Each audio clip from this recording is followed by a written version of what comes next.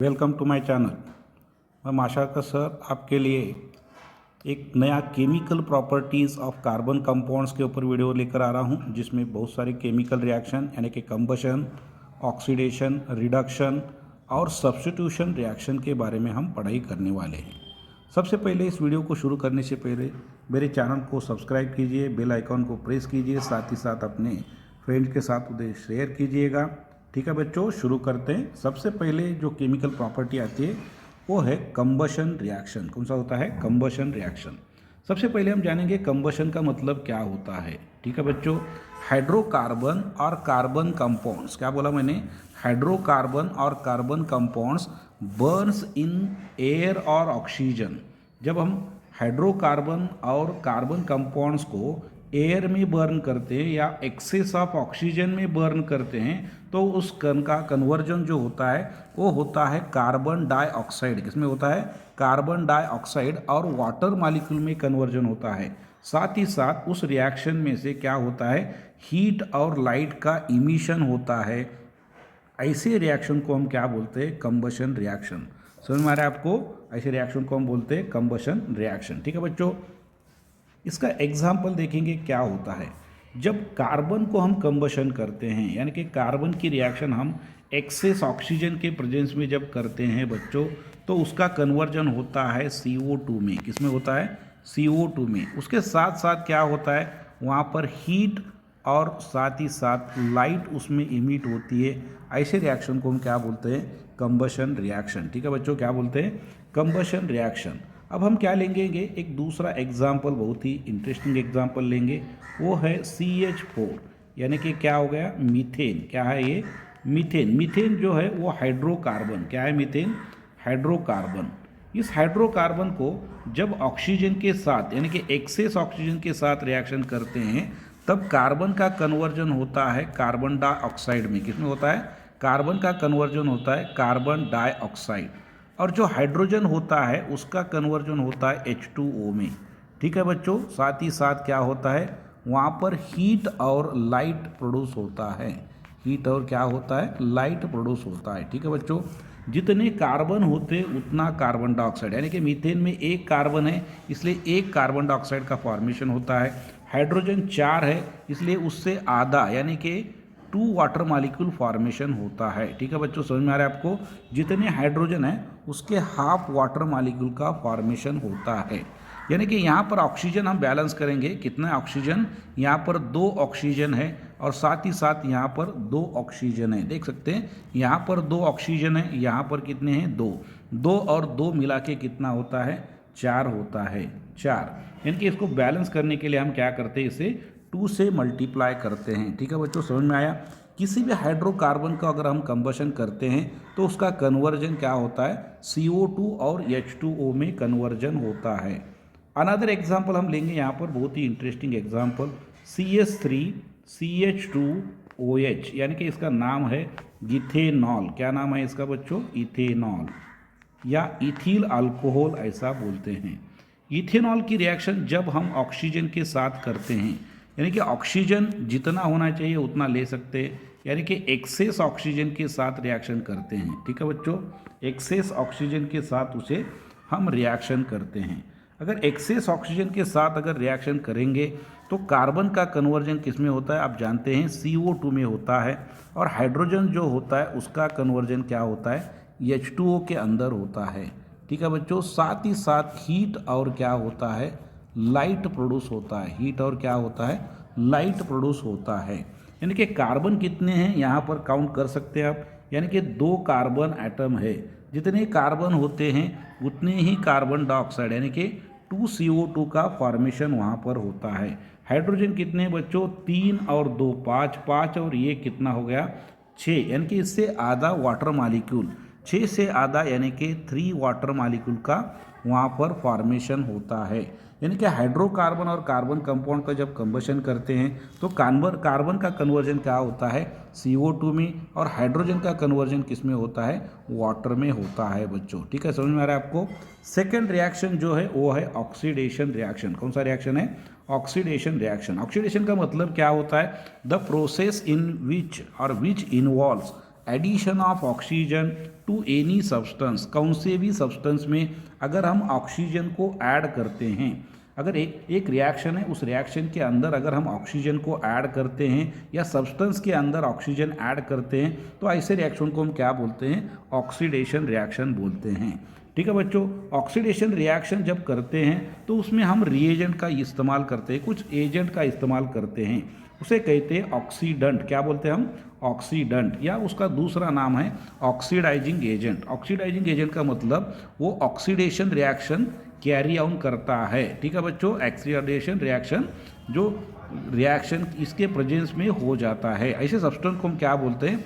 Oxidising agent. ठीक है बच्चों, the substance which can gives oxygen to another substance, जो सब्सटेंस दूसरे सब्सटेंस को ऑक्सीजन प्रोवाइड करता है या ऑक्सीजन देता है, ऐसे रिएजेंट को हम क्या बोलते हैं?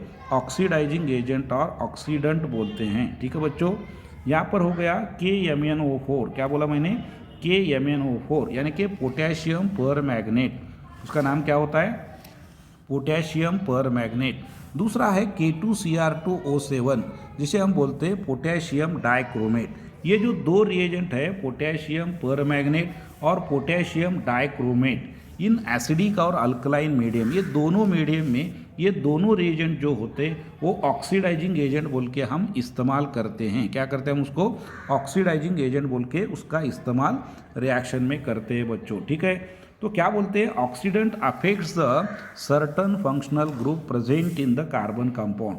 कार्बन कंपाउंड में कुछ फंक्शनल ग्रुप जो होते हैं उसके ऊपर ऑक्सीडाइजिंग एजेंट अफेक्ट करते हैं। जैसा कि अल्डिहाइड ग्रुप जो होता है उसका कन्वर्जन कार्बोक्सिलिक एसिड में करते हैं, जैसा अल्कोहल जो होता है उसका कन्वर्जन अल्डिहाइड, और अल्डिहाइड का बाद में कन्वर्जन हम कार्बोलिक एसिड में। यह ऑक्सीडाइजिंग एजेंट की एक इम्पॉर्टेंट प्रॉपर्टी है बच्चों, इम्पॉर्टेंट प्रॉपर्टी। यहाँ पर हम एग्जाम्पल लेंगे, क्या होता है देखिएगा। यहाँ पर CH3CH2OH यानी कि जो है इसका नाम है इथेनॉल। क्या नाम है बच्चों? इथेनॉल। इसका हम क्या करने वाले हैं? ऑक्सीडेशन। क्या करते हैं हम? इसको ऑक्सीडेशन रिएक्शन करते हैं। ऑक्सीडेशन करने के लिए हम क्या इस्तेमाल कर रहे हैं? हम यहाँ पर KMnO4 क्या इस्तेमाल कर रहे हैं? एसिडिक KMnO4 और अल्कलाइन KMnO4, कौन सा भी दोनों में से आप इस्तेमाल यहाँ पर कर सकते हैं। ठीक है बच्चों, इस रिएक्शन में से अगर हाइड्रोजन कम हो रहा है या ऑक्सीजन ऐड किया जा रहा है, ऐसे रिएक्शन को हम क्या बोलते हैं? ऑक्सीडेशन। इसका अगर ऑक्सीडेशन करते हैं तो इसका कन्वर्जन क्या होता है? यहाँ पर एसिड में कन्वर्जन होता है, यानी कि क्या फॉर्मेशन हो गया बच्चों? इसका नाम होता है एसिटिक एसिड। क्या होता है बोले? Acetic acid. या साथ ही साथ इसका IUPAC अगर नेम लिखा जाए तो इसका IUPAC नेम होता है इथेनॉइक एसिड। क्या नाम होता है बच्चों? इसका नाम होता है इथेनॉइक एसिड। समझ में आ रहा है आपको? नेक्स्ट रिएक्शन है एडिशन रिएक्शन। कौन सा है बच्चों? Addition reaction. एडिशन का मतलब क्या होता है? जिसमें डबल बॉन्ड या ट्रिपल बॉन्ड का कन्वर्जन सिंगल बॉन्ड में होता है, ऐसे रिएक्शन को हम एडिशन रिएक्शन बोलते हैं। इसमें एक रिएक्शन हम पढ़ने वाले वो है रिडक्शन। कौन सी रिएक्शन है? रिडक्शन। रिडक्शन का मतलब क्या है?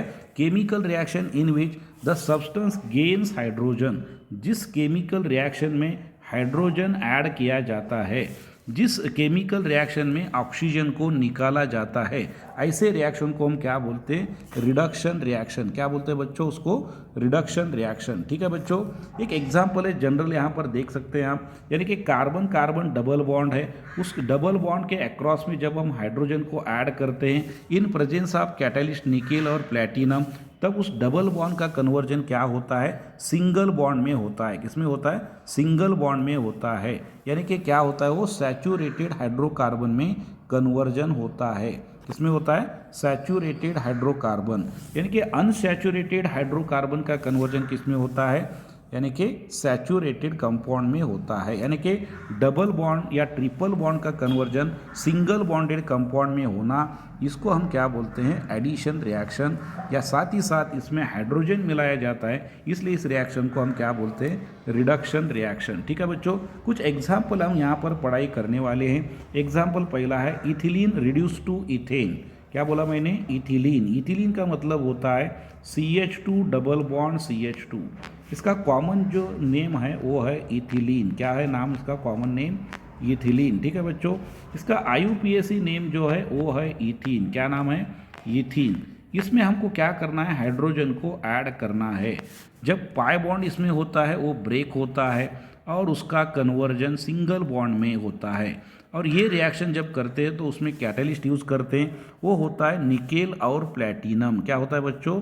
निकेल और प्लैटिनम। पहले वाले कार्बन के ऊपर एक हाइड्रोजन बढ़ता है, दूसरे वाले कार्बन के ऊपर एक हाइड्रोजन बढ़ता है, यानी कि इसका कन्वर्जन अल्केन में होता है।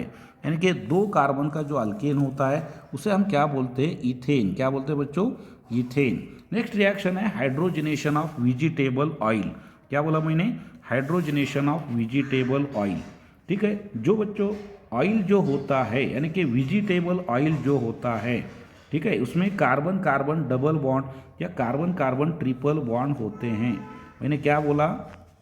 वेजिटेबल ऑयल जो होता है उसमें कार्बन कार्बन डबल बॉन्ड या कार्बन कार्बन इसमें क्या होते हैं? ट्रिपल बॉन्ड के चांसेस रहते हैं बच्चों। इसके अंदर हमने अगर हाइड्रोजन को ऐड किया और यहाँ पर निकेल या प्लैटिनम जैसे कैटलिस्ट को इस्तेमाल किया तो उसके डबल बॉन्ड का कन्वर्जन सिंगल बॉन्ड में होता है। क्या बोलते हैं हम उसको? डबल बॉन्ड का कन्वर्जन किस में होता है? सिंगल बॉन्ड में कन्वर्जन होता है। और उसका कन्वर्जन होता है, क्या होता है? वनस्पति घी। क्या बोला मैंने? वनस्पति घी, यानी कि जिसे हम बोलते हैं डालडा। क्या बोलते हैं बच्चों? डालडा बोलते हैं। ठीक है, यानी कि कार्बन कार्बन इसमें क्या होता है? सिंगल बॉन्ड में कन्वर्जन होता है। कार्बन कार्बन किस में कन्वर्जन होता है? सिंगल बॉन्ड में कन्वर्जन होता है। यानी कि ये रिएक्शन जो है हाइड्रोजनेशन रिएक्शन बोलते हैं, यानी कि जिसमें हाइड्रोजन ऐड करके अनसैचुरेटेड कंपाउंड को कन्वर्जन हम किस में करते हैं? सैचुरेटेड कंपाउंड्स में कन्वर्जन करते हैं बच्चों। ठीक है, समझ में आ रहा है आपको? और साथ ही साथ हमें पढ़ना है कैटलिस्ट का मतलब क्या होता है। कैटलिस्ट कैटलिस्ट का मतलब है जो सब्सटेंस रिएक्शन के रेट को बढ़ाता है, यानी कि रिएक्शन के स्पीड को बढ़ाता है। Increases the rate of reaction, यानी कि रिएक्शन के रेट को बढ़ाता है या रिएक्शन के स्पीड को बढ़ाता है। ऐसे सब्सटेंस को हम क्या बोलते हैं? कैटलिस्ट। जो खुद रिएक्शन में पार्ट नहीं लेता है और रिएक्शन का रेट को बढ़ाता है, ऐसे सब्सटेंस को हम क्या बोलते हैं? कैटलिस्ट बोलते हैं। एग्जाम्पल है इन हाइड्रोजनेशन ऑफ इथीन। इथीन का जब हाइड्रोजनेशन करते हैं इथेन में, तब हम वहाँ रिएक्शन में क्या करते हैं? निकेल और प्लैटिनम पैलेडियम जैसे कैटलिस्ट हम इस्तेमाल करते हैं। ठीक है बच्चों, नेक्स्ट रिएक्शन और फोर्थ रिएक्शन है सब्स्टिट्यूशन रिएक्शन। कौन सा रिएक्शन है बच्चों? Substitution reaction. ठीक है, सब्स्टिट्यूशन का मतलब क्या है? एक रिएक्शन में अगर हम एक एटम को निकालते हैं, क्या निकालते हैं? एक एटम को निकालते हैं, उसी जगह पर दूसरे एटम को हम रखते हैं, अनदर एटम जो होता है उसी जगह पर हम रखते हैं, इस रिएक्शन को हम सब्स्टिट्यूशन बोलते हैं। या एक रिएक्शन में से हम अगर ग्रुप ऑफ एटम को निकालते हैं या एक फंक्शनल ग्रुप को निकालते हैं तो उसी जगह पर दूसरा फंक्शनल ग्रुप यानी कि ग्रुप ऑफ एटम को अगर हम रखते हैं तो ऐसे रिएक्शन को हम क्या बोलते हैं?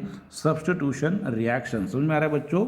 एक एटम को निकालना, उसी जगह पर दूसरे एटम को रखना, या एक ग्रुप ऑफ एटम को निकालना और दूसरे ग्रुप ऑफ एटम को उसी जगह पर रखना, ऐसे रिएक्शन को हम क्या बोलते हैं? Substitution reaction. ठीक है बच्चों, यहाँ पर हम देखते हैं एग्जाम्पल है मीथेन। क्या है बच्चों?